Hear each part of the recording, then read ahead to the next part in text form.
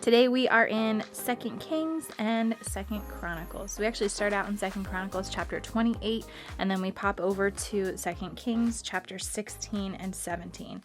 And what is interesting about today is we are looking at the kingship of Ahaz. And Ahaz, as you know, is a very bad king. And what is so crazy about just reading through his experience as a king is that there are so many moments, and I think we can all relate to this, where he is really stuck between a rock and a hard place.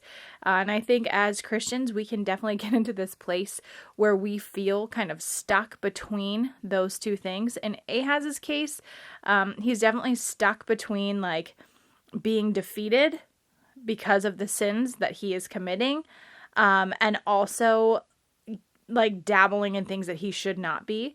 But instead of choosing to find a way out, he continues to just bury himself under rocks, or more hard places. So what's really crazy, I think, is we can also find ourselves in these places.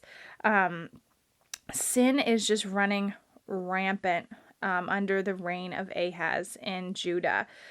Israel is being attacked.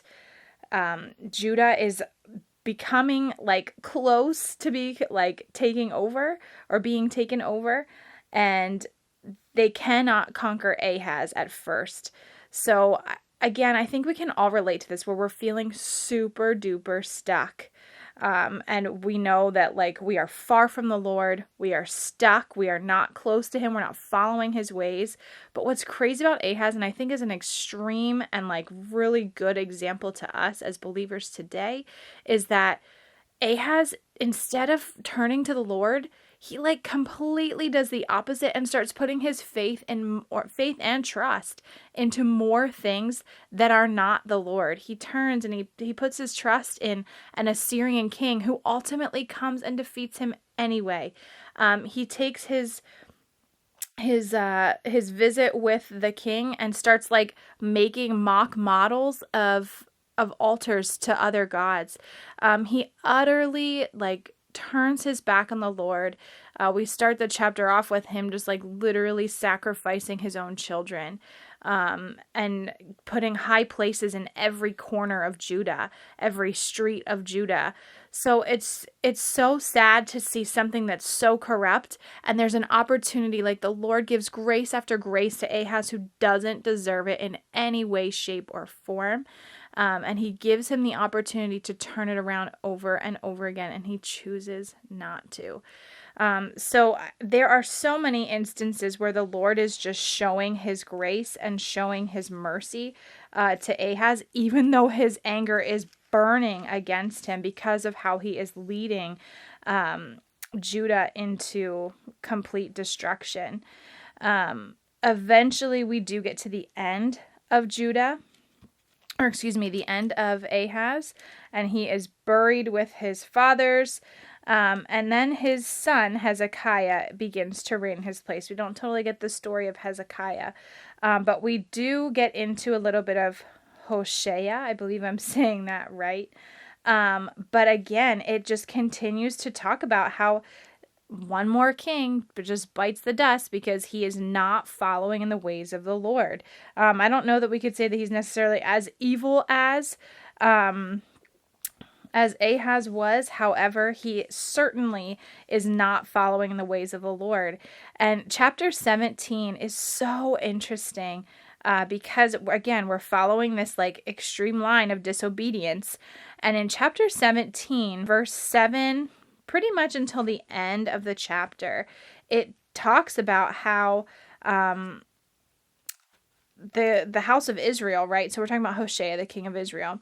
It talks about in this chapter how the people of Israel are taken away, like their final exile, because of their idolatry.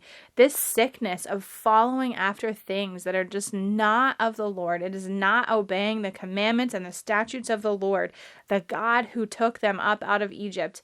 They are going to be thrown out and put into exile.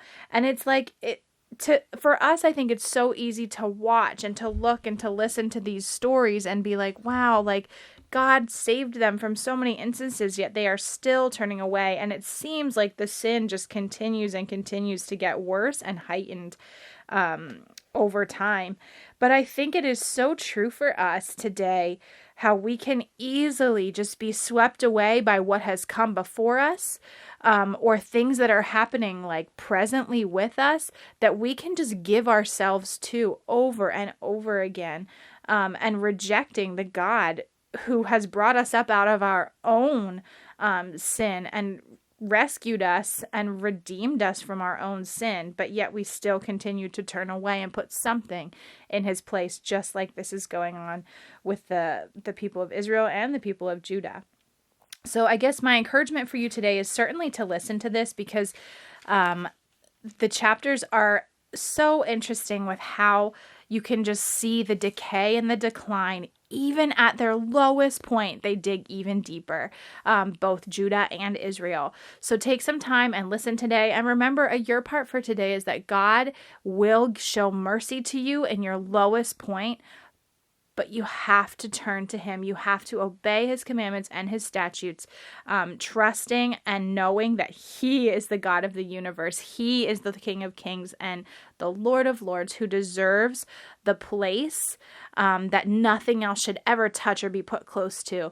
So my encouragement to you today is just to call out to God, ask him for his mercy, and turn your heart to love and honor and serve him today. So thanks for joining me today. We will be back again tomorrow. Have a great day. Thanks so much for listening to God's Plan, Your Part. If anything stuck out to you, if you have any questions, or if you'd like to receive a Bible, you can email us at godsplanyourpart@gmail.com.